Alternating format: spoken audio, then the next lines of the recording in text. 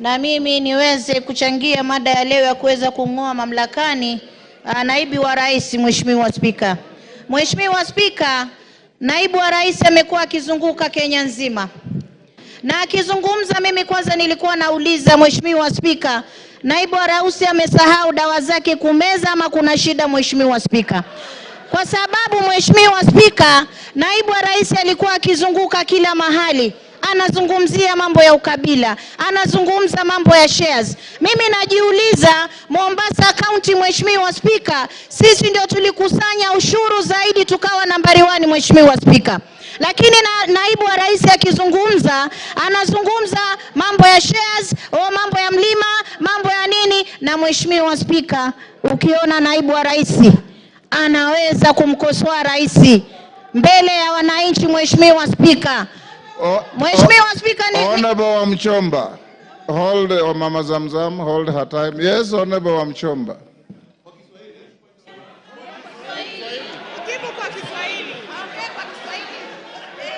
Order, honorable members, order, Honorable Wamuchomba. Bwana Spika, nasimama kuuliza kama order, hold on. Which standing order has been breached? Cite the standing order. Point of information, clarification. Asante sana Mheshimiwa Spika. Has been breached. Mheshimiwa Spika. Clarification, Mr. Speaker. Mr. Speaker. Mr. Speaker, I refuse to be muted when I have something that I need the honorable member to clarify. The honorable member must clarify. Honorable Wamuchomba. Order, Honorable Wamuchomba. Hold your horses. Honorable Wamuchomba. If you want to, you know the rules. Order. Honorable Wamuchomba, you know the rules. If you want to inform a member on the floor, the member must accept your information. She has said she doesn't want. Under what standing order? Mr. Speaker, the honorable member has talked about that Mr. Deputy President alisahau kunywa dawa. Tungetaka kujua ni dawa gani ambazo mheshimiwa anaongea juu yake. Na kama hizo dawa, na kama Mama Zam Zam, endelea. Mheshimiwa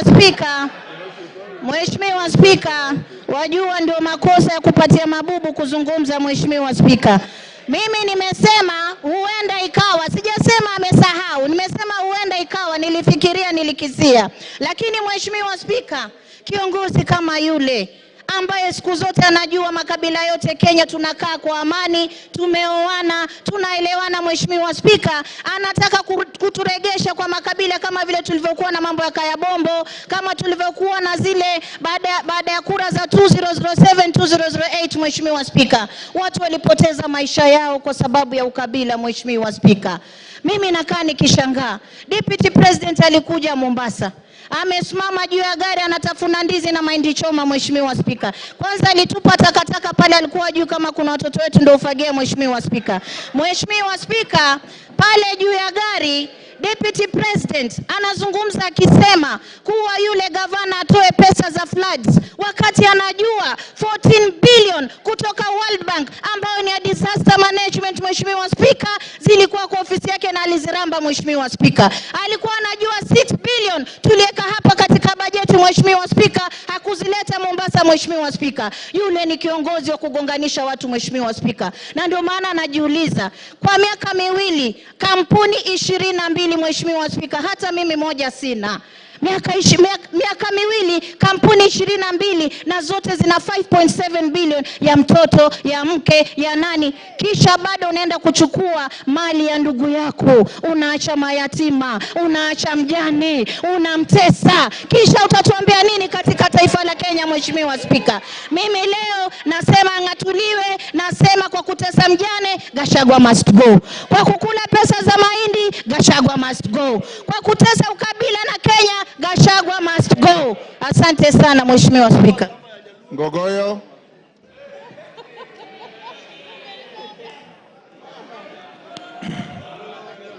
Thank you, Mr. Speaker. Mr. Speaker, sir.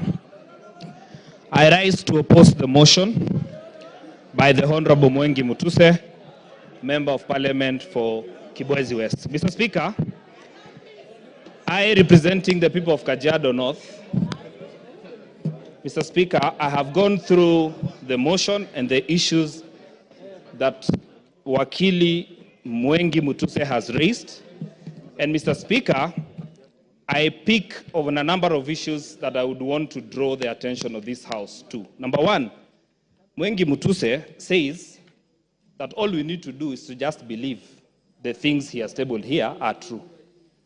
We cannot believe what he says is true. We have to cross-examine. We have to look at them properly. Mr. Speaker, I have gone through the evidence that he has provided on some of the issues.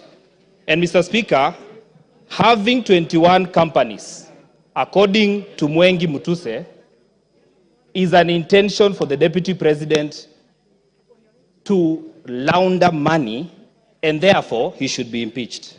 Mr. Speaker, he did not say money has been laundered, but it is an intention.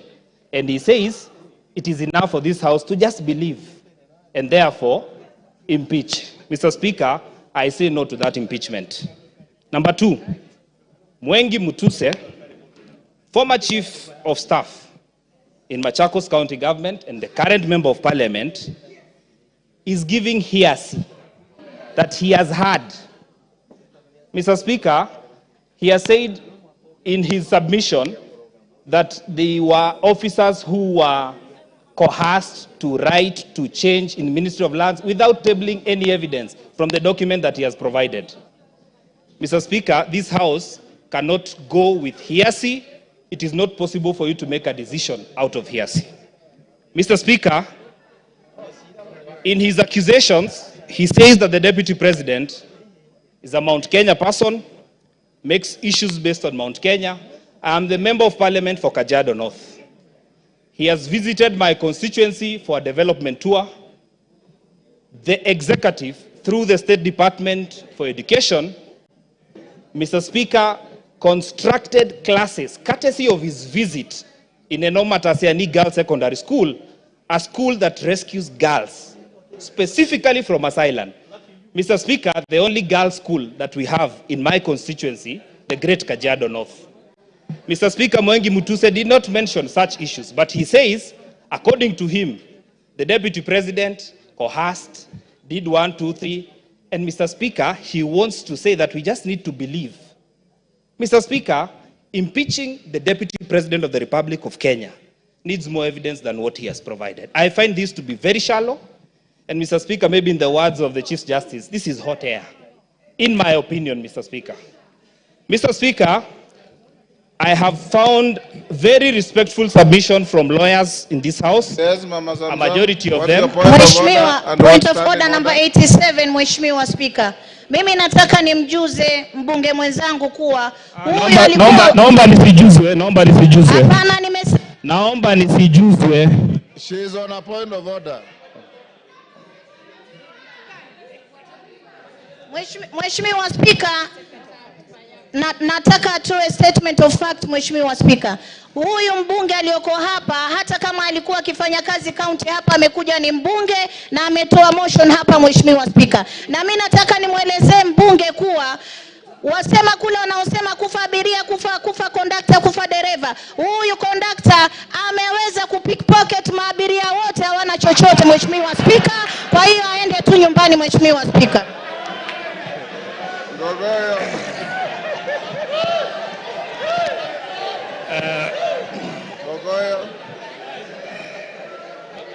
Thank you. Thank you, Mr. Speaker. Yes. I choose to stick to content. Your time is I choose to stick to matter. I choose to ignore the honorable member.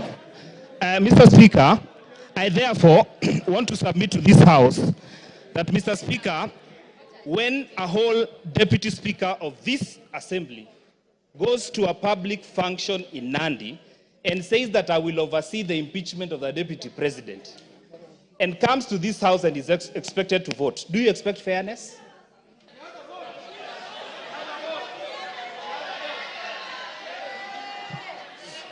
Your time is up. Give him 1 minute. The Deputy Speaker spoke to that. Thank and you. She has a vote, unlike the Speaker. Yeah, but Mr. Speaker, I just want to say And she that will I not find... preside on these proceedings. Okay, because I respect you, Mr. Speaker, I will not engage on that matter. Therefore, Mr. Speaker, I want to submit that Ngogoyo Onesmus Nguro, Member of Parliament for Kajiado North, says no to the impeachment of the Deputy President of the Republic of Kenya. Member for Taveta. Member for Taveta.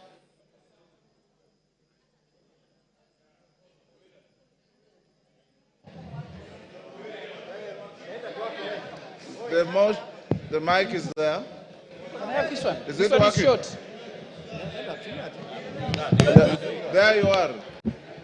Thank you, Mr. Speaker. For a start, Mr. Speaker, I rise to support the motion by my learned colleague, Honorable Mutuse.